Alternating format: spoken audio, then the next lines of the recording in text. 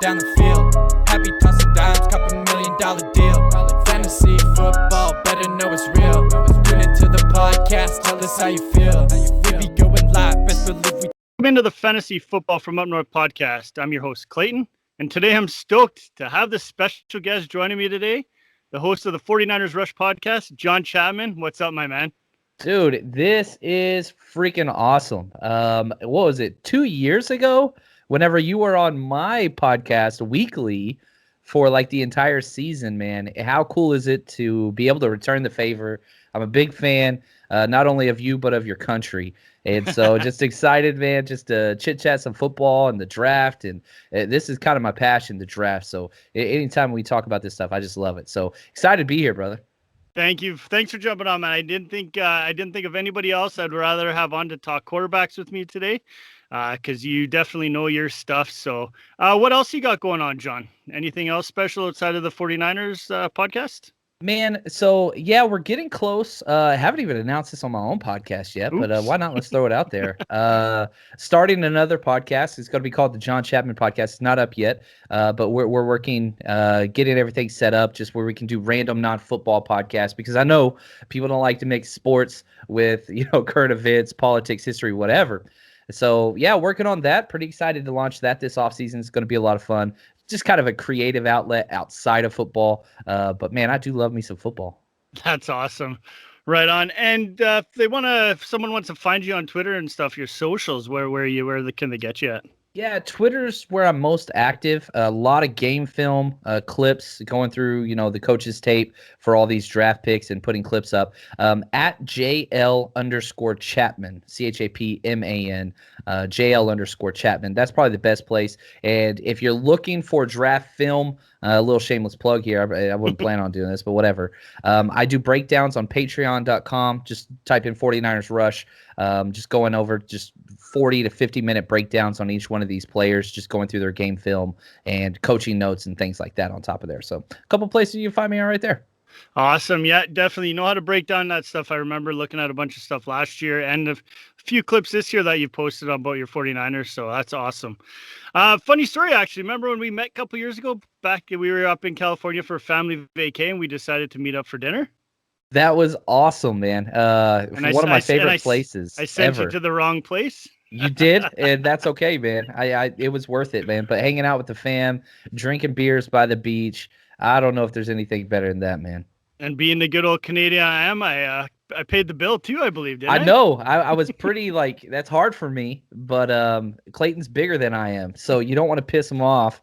And I was just like, man, I really appreciate it. I can't wait to repay you, my friend. Yeah, it was awesome. Yeah, we'd love to get up there at some point, but you know how it is right now. Yeah. Weird world right now, so.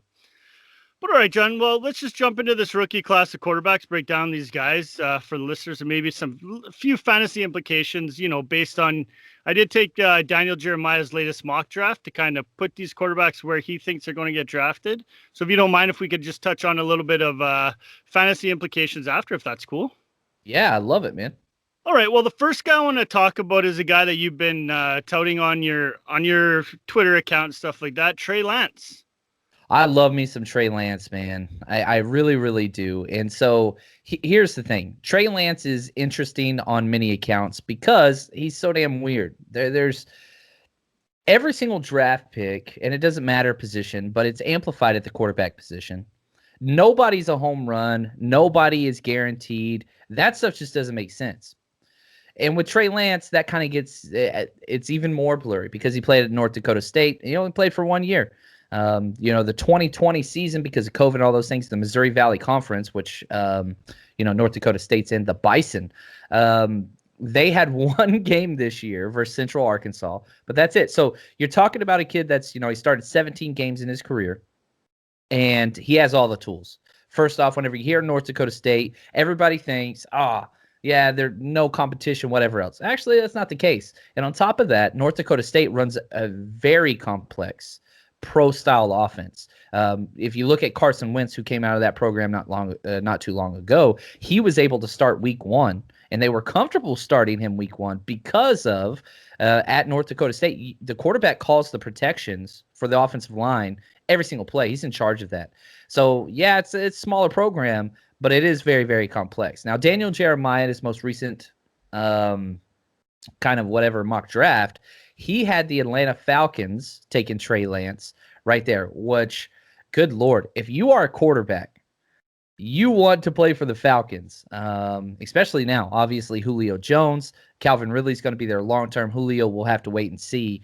But even their tight end position, they'll have to figure out the running back position. I'm not sure Todd Gurley's going to be brought back there or not, but that is an awesome spot. And, back to Trey Lance, the kind of thing that he brings to you. Whenever you're talking fantasy football, whether it's dynasty or whatever, if it's a mobile quarterback, there's room for elite production at that position, and Trey Lance is exactly that. The kid rushed for over 1,100 yards and 14 touchdowns in one season. That's pretty significant. So I love this kid. I'm really, really high on him. He is my quarterback number 3 in this draft. I actually have him ahead of Justin Fields, which is kind of a little bit of a shocker for most people. But I just think the kid didn't throw one interception. He didn't throw one interception the whole year. Like, he gets it. The understanding's there. Dual threat, rocket arm. I really like this kid. Yeah, that's why I was looking at stats the other day about that. And yeah, I was like, 0 interceptions. Then I'm like, 2020. I'm like, that's when he threw his one interception was just this past year. But yeah, definitely, even his skill set perspective, I was looking at, he's kind of right in line with those guys such as like a Mahomes or like a Josh Allen based on his size and arm strength, I think. Yeah, 6'3", 224. And he looks the part. He's got a body on him for sure. I think he's going to be able to hold up rather well. He's not necessarily a speedster, but whenever he runs with a purpose. And he understands. He runs very, very patient, sets up his blocks, and is very smart. Just awareness. As you watch him play, whether it's in the passing game or running game, he understands everything. It's like the game's in slow motion for him.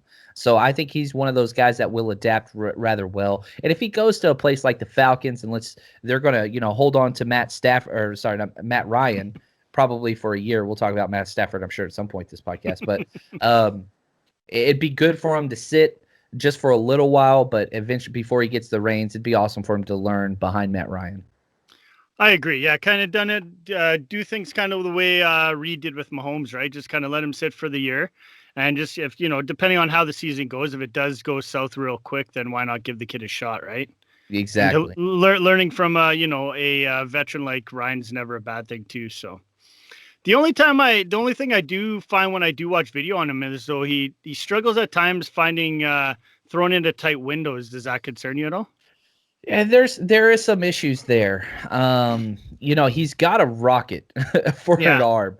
And sometimes he throws it too hard over the middle. And so you see him with some of these deep passes, and you'll see him sometimes, put perfect touch on it. But you don't see that a lot over the middle currently. So he's got some finesse issues he's going to have to work through. But because you do see soft touch passes, deep and intermediate routes, surely he can adapt that.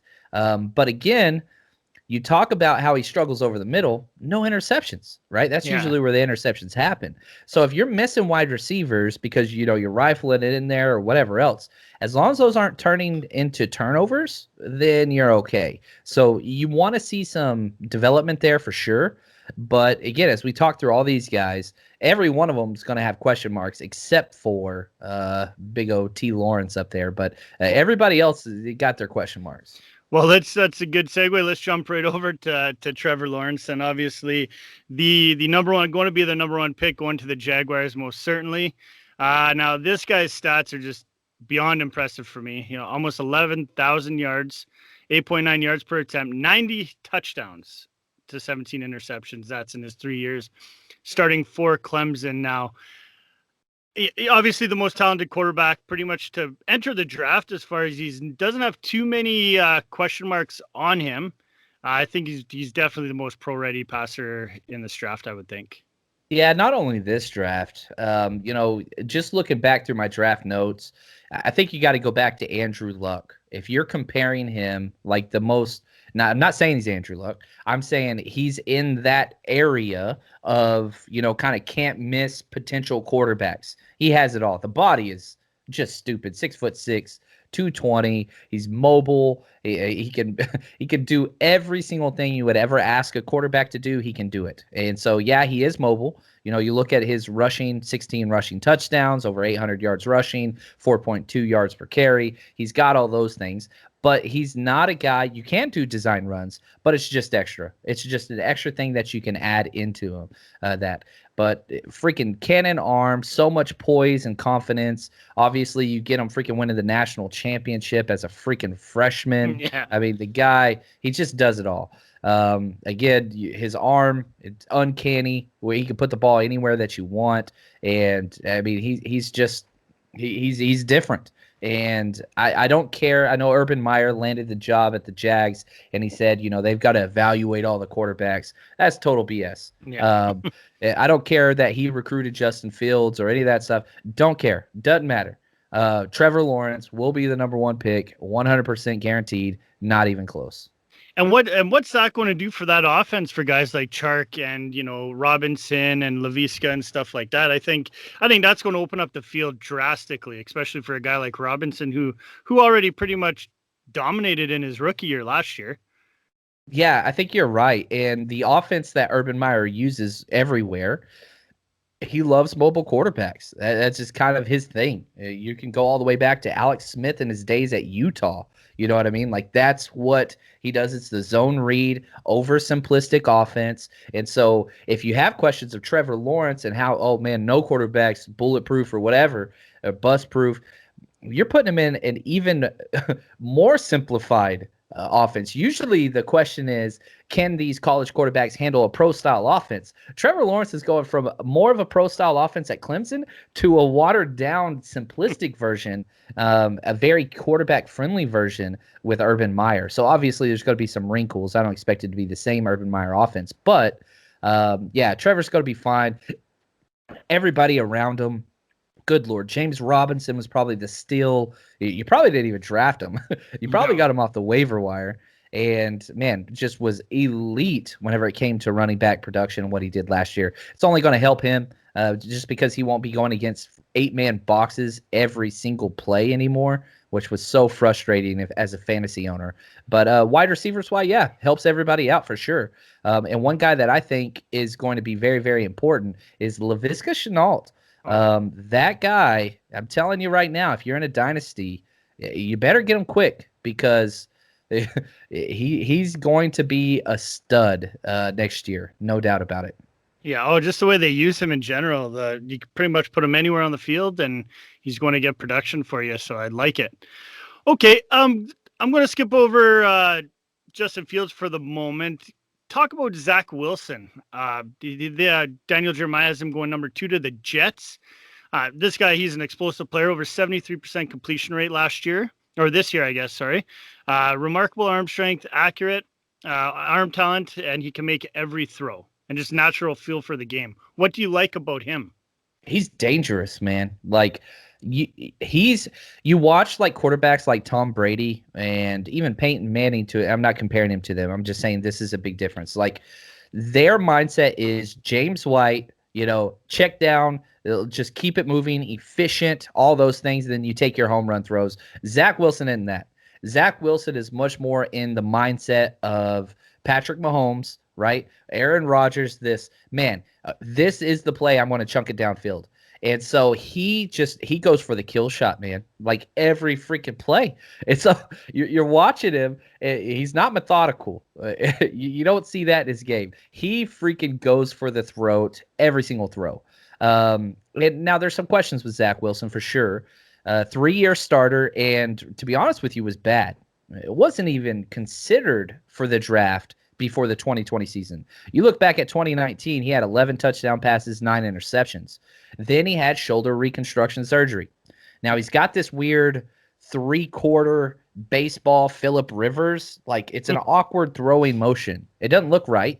And he had to surgically repair that shoulder. But whenever he came back for 2020 season, he went off 30 touchdowns versus 3 interceptions. I mean, he had, and this is, one of those stats or whatever. If you look at quarterback rating, passer rating, he had a 195.4 NFL passer rating, or not just quarterback passer rating. 7th best all time, going all the way back when they started measuring in 1956. That's wow. across college. So this is a wow kid. Now the injury history, that's a concern. His weird throwing motion, that's a concern. 1 year of production, that's a concern. But if you look at the NFL right now and the teams that made it to the championship games, you got to have that elite quarterback play. And I think Zach Wilson gives you that upside because he's not even in his body yet. He's 6'3", 210, but he's going to add a good 10 to 15 pounds. He's going to finish and play around 220, 225. So he's going to add to that. Mobility's there. He's not as mobile as either of the other two guys we talked about, but he can move. But his mobility is much more to get outside the pocket because he could throw on the run better than any quarterback in this draft. Yeah, when I was watching tape on him too, I noticed he doesn't really like plant his foot when he throws neither. No, he is a little bit more Matt Stafford baseball type player, where he could throw from all different platforms. Again, think about turning, a double play from the shortstop. Baseball, he just looks like a damn baseball player. Yeah. And yeah, he bails out of the pocket. So if you're a team like the Jets, number 2, which I think the Jets will take him number 2 overall personally.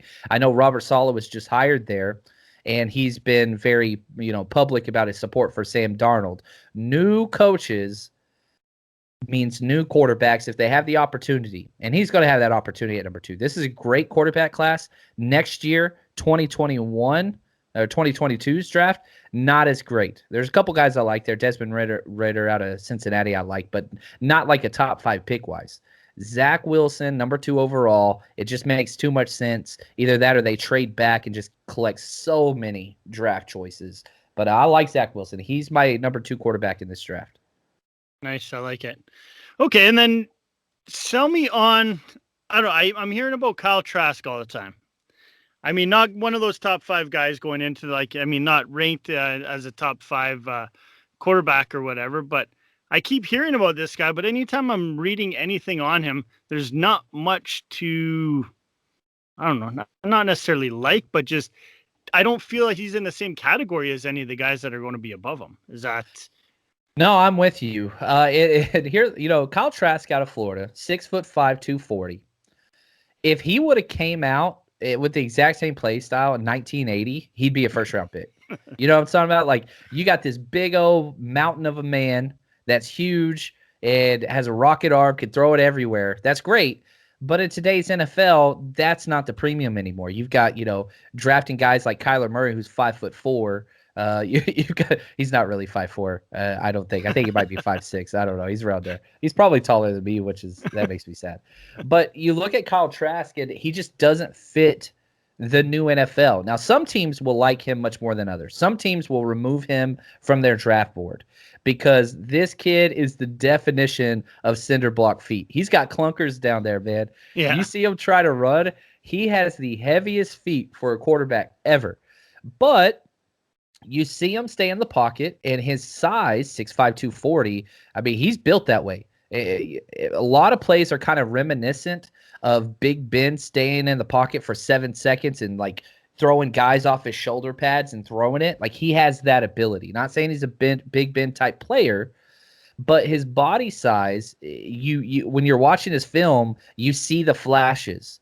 And so there are some teams, more of the traditional coaches and defensive coaches that are going to like this kid. But he's got the perfect NFL body. Now, an interesting thing about him, he never started one game in high school at quarterback. He was on the bench the whole time. He was a backup quarterback, went to some camp, impressed some coaches, got a little bit of a workout in, and they brought him on at Florida. Rested him for a while. He sat out and finally got a shot and did hell of a job. You look at his numbers, 43 touchdowns to 8 interceptions, and had a great year. And his momentum was trending up into the conversation of, could this guy maybe be a first or second round pick? And then he had his bowl game versus Oklahoma. And, oh, my gosh, just interception after interception after interception, that's not who he was all year. I don't know what happened there. But that kind of, he's probably going to go in the end of the second or third round. But for a team that wants a quarterback, there's only 4. And you look across the NFL, Adam Schefter put this tweet out just 2 days ago.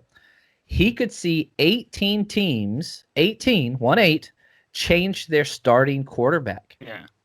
That's a lot, man, especially when you consider there's only 32 teams, which means, you just play with the numbers. There's going to be more than 4 teams that need quarterbacks. And so somebody's going to have to settle with Kyle Trask. Yeah, I just did actually. I just took a bunch of spreadsheets out. I started making, just typical like starting and, like for quarterbacks, just starting backs and backups and stuff like that. There's a lot of question marks all over the NFL right now. It's going to be a pretty exciting draft, I would think. And, just kind of figure out, like you were talking about earlier, like where Matt Stafford's going to go. And, you got, do you think he's going to go to San Fran? Let me ask you that real quick. Jump into that.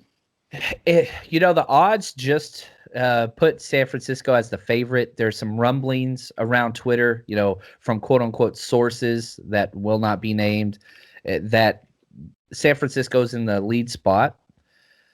I think the Colts make the most sense. I think the 49ers are in there. And I also think, man, you look at the New England Patriots, they fit there as well. There's so many teams that need a quarterback that somebody's going to pay. And it's going to cost a first round plus.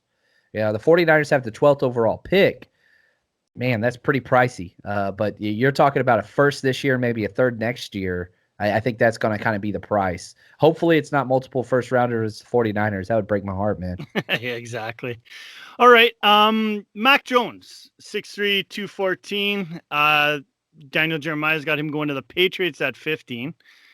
Pretty much a 1-year starter, played most of 2019 after Tua got hurt. That was pretty much 2020 was his only starting year, if I'm not mistaken. Big touchdowns in 2020, through 41 in 2020. But now you're talking about you're playing on one of the best offensive teams ever. The weapons around him were ridiculous.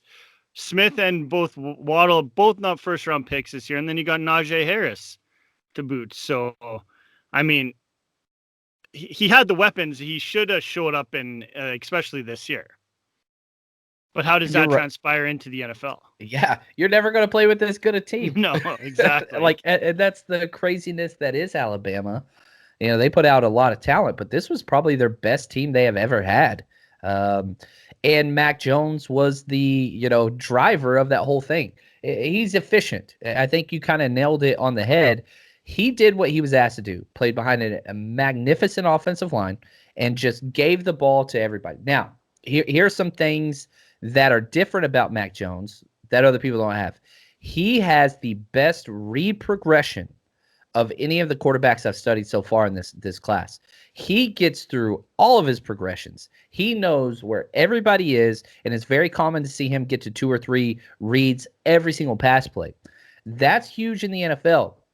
You look at players that bust or whatever else, somebody like the Washington quarterback that just didn't pan out from Ohio State. God, what's his name? It's Haskins. Off the top of my head. Yeah, thank you. Yeah. He can't get through his read progressions. He just can't do it. He stares at one wide receiver, and that's if he's covered, the play's done. Mac Jones doesn't do that.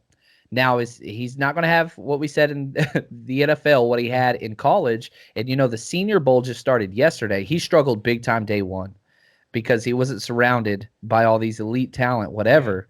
And it showed. So he got hurt. We'll have to see what happens. But he needs to step up. Again, back to this idea, this problem of scarcity in the NFL with quarterbacks. If you don't have a top 5 quarterback, you're trying to get one. Somebody's going to have to take Mac Jones, and they're going to lie to everybody because once they pick him in the first round, which is where he's going to go, probably back into the first round because they want that 5th year on quarterbacks, the GM and the coach are going to say, oh, we had Mac Jones as one of our top quarterbacks in this draft. Bull crap. Yeah, no, you don't. He's good, but you're hoping for Andy Dalton? That's what you're hoping for here. So that's who you'll comp him to. The guy, Andy Dalton. Well, he's probably their body type and physical makeup aren't as similar, but I think that's the pro style career he's going to have. Is he's not great at anything, but he gets the job done. And you surround him with talent, he's going to win games. He's probably going to win. I could see him being a 500 quarterback, but is there a chance he's a top 10 quarterback in the NFL? I don't think so. Yeah, that's my biggest, like when I have on my notes here, he lacks experience. He seems more, I think the NFL, he's going to be more of like a game manager. You know what I mean? Just because with the talent that he had, I don't think he's going to be productive. I think you saw college, that's about as productive I think you're going to see him be coming into as his career progresses, in my opinion. Yeah. So, all right, we touch on then. Let's go to Justin Fields. I think is the last one left we got on this list. Number 7 going to the Lions. I do like that fit. I think that's going to be an ideal situation for him. 6-7 touchdowns in his career, over 5,700 yards. His rushing stats. So we saw what this guy can do on it with his legs, and he's definitely a franchise quarterback. Very accurate passer, I find. Good arm strength, can move the ball vertically, and consistently throws catchable passes to his receivers. So, was there anything you dislike about Justin Fields? Yeah, it's a bummer, man, because it's not so much him. I really like him. I think that here's how I would put this. He might be as talented as Trevor Lawrence physically, right? However, there are some issues with his game, and some of it has to do with just playing in that offense, Ohio State's offense. It's the most quarterback-friendly offense in the country, that in Oklahoma. And so whenever you're trying to find NFL-type throws or routes or whatever, you can't find them. They're there. You can find them on fade routes and whatever else. He's throwing to wide open wide receivers, play in and play out. Like the wide receivers are not even close to being covered. And because of this, he sticks to his first read more than any quarterback that we're talking about with a first round grade. And that's a problem for me. We talked about Haskins earlier, came out of the same system. They don't coach that.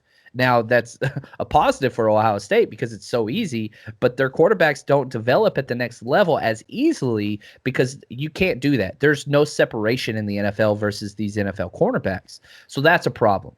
Positives, mobility, athleticism, leadership. Golly, the kid's got it all. The thing that struck me most about his game in the positive is his ball location on his passes is elite. Whenever he's throwing fade routes or close to the pylon, this guy would win every single competition if it's like throwing balls and targets or whatever else, like target practice where he wants the ball to go, it goes. That's great. It's just pocket presence. He holds on the ball way too long, 31 sacks just in 2019 alone. That's problematic, especially whenever you're playing behind a great offensive line like they have in Ohio State. He'll stand there and stare at his wide receiver, and if he doesn't get open, that's when bad things happen. So he's going to have to adjust to that. Yeah, my concern going to the Lions, he didn't really use his running backs through college, on dump offs and stuff like that. Do you think that's just something he'll have to learn, going to Detroit, having a guy like Swift there to help him through if he was to go to Detroit? They just brought over the coach from the Saints as their new head coach, Campbell. And he said, we're going to use Swift as that Alvin Kamara role. And so from a fantasy standpoint, if there's one quarterback, let's say I own Swift, if there's one quarterback I don't want, it would be Justin Fields because of what you just said. He didn't check down. Yeah. Now, it's not a hard thing to learn. Obviously, it's an easier pass, whatever else. But, man, why not? Why would you get a quarterback that won't check down? If you're trying to run that Saints scheme, which is captain check down Drew Brees every single game, he has the lowest average depth of target in NFL history, like 4 years in a row. So, yeah, we'll have to see. But there's no doubt he's capable. Every quarterback's capable of checking down. I could do that.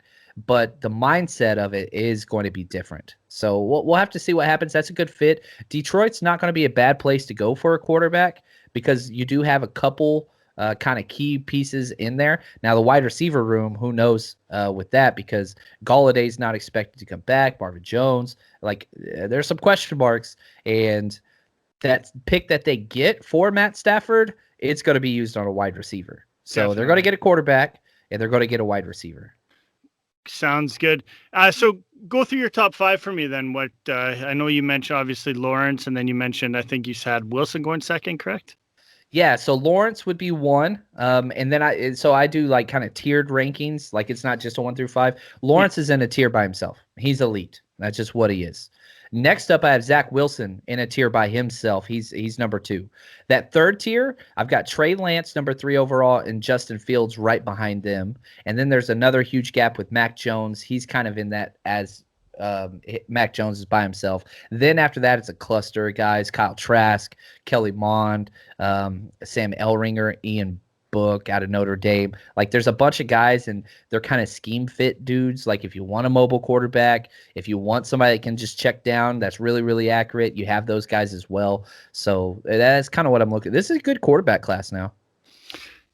I like it. Yeah, I think I had obviously, like you said, I've Lawrence, Wilson, Fields, Lance, and Jones, but definitely see Lance could be ahead of Fields, definitely.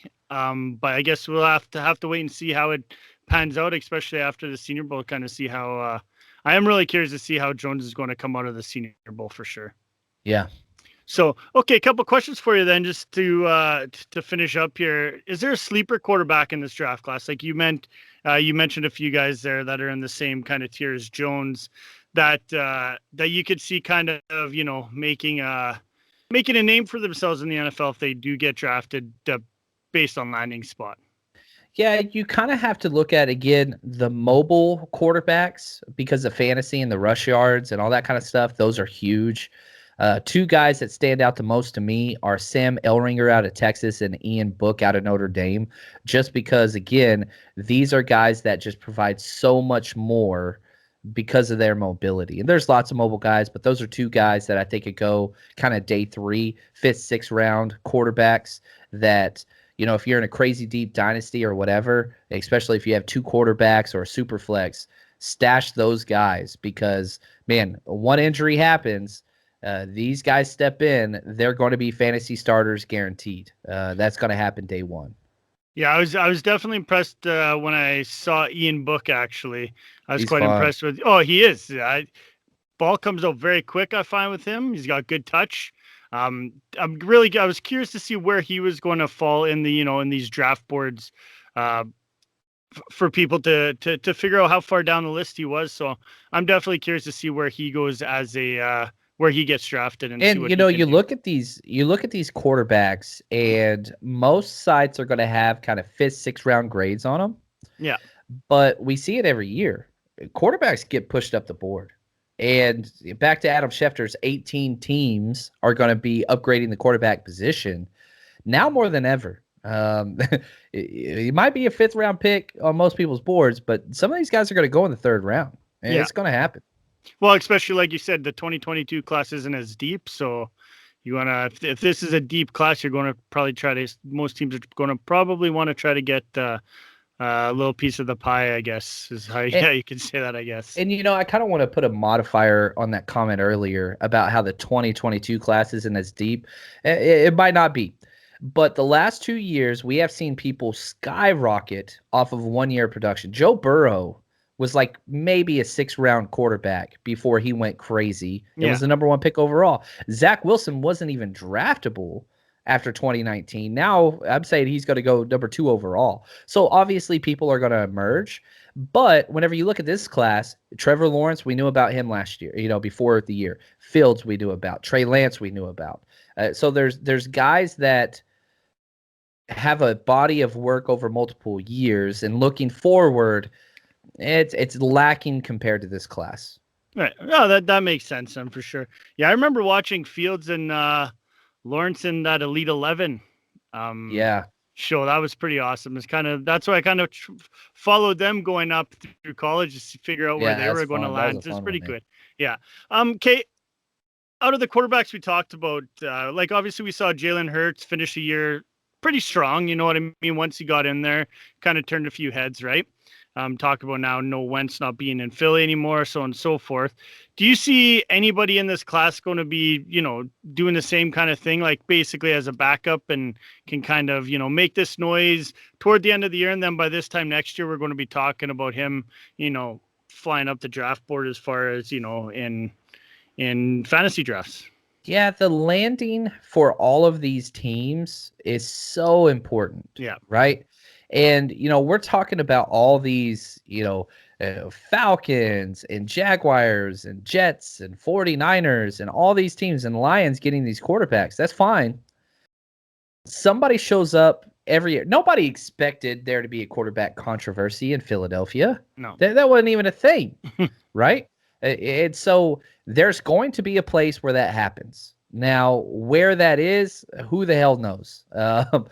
Minnesota Vikings at 14, right? You look at them; they've got Kirk Cousins for one more year on a fully guaranteed deal. What do they do after that? Is there somebody that can snag a quarterback that and then something happens? It is quite possible, especially with all these new coaches that we have out there and just systems changing and whatever else. I would not be shocked at all. But, let's kind of ending on who we started with, Trey Lance. If I was a quarterback and my team drafted Trey Lance, I'm betting on Trey Lance. Whatever it is, I'm telling you right now, this kid's going to be successful at the next level. I know I'm president of the Trey Lance fan club. I got my shirt and all that stuff. But I'm telling you, man, whether I listen to him in interviews, coaches, people that have been around him, or watch the film, whatever it is, he has it. So watch out for Trey Lance because he's coming for your job. Nice. I like it. All right. And then is there a quarterback that's going to be starting? So we're talking about very few of them. Do you think anyone are going to face those struggles like Tua did last year? Man, yeah, I could see it happen with Justin Fields. That's going to be an issue. Because depending on where he goes. Now, I mean, the best thing that could happen for Justin Fields would be to be drafted by the Jaguars at number 1, but it ain't going to happen. Mm-hmm. So if he could go to one of these easy quarterback-friendly offenses, that's going to be important. Some of these guys can work in any system. Trevor Lawrence can play in any system. Zach Wilson can play in any system.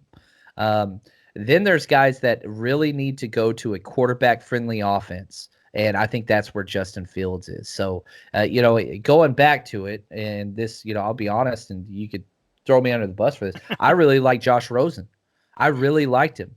But I remember in my draft evaluation, one of the problems with Josh Rosen was if he goes to play for a bad offensive line, he's going to be out of the NFL. He gets drafted by the Cardinals, who had the 32nd offensive line in the NFL. Then he got traded the next year to the Dolphins, and they had the 32nd ranked offensive line that year.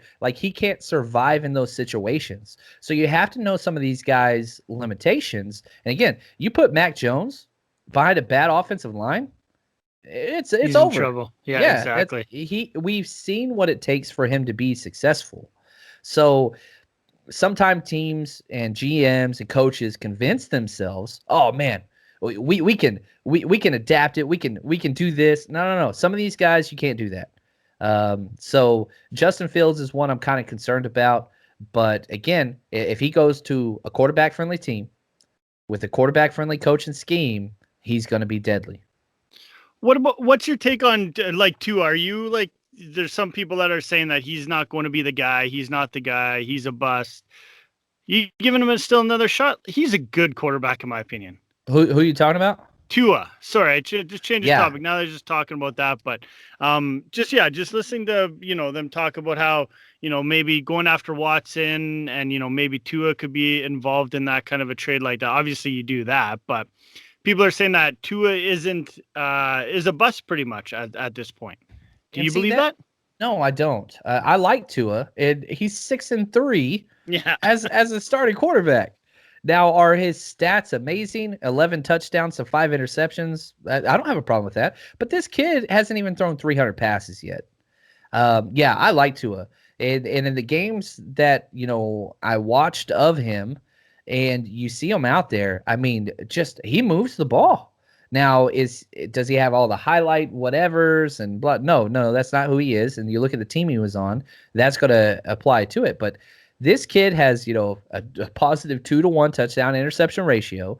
He's won twice as many games as he's lost with a very poor supporting cast, which is about to get really, really good.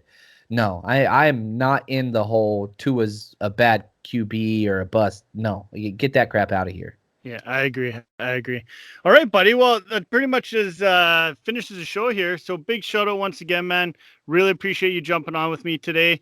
And once again, guys, if you haven't, go and find this guy on Twitter, JL_Chapman. Go download the podcast, 49ers Rush Podcast, not just for 49ers fans, but for all football fans.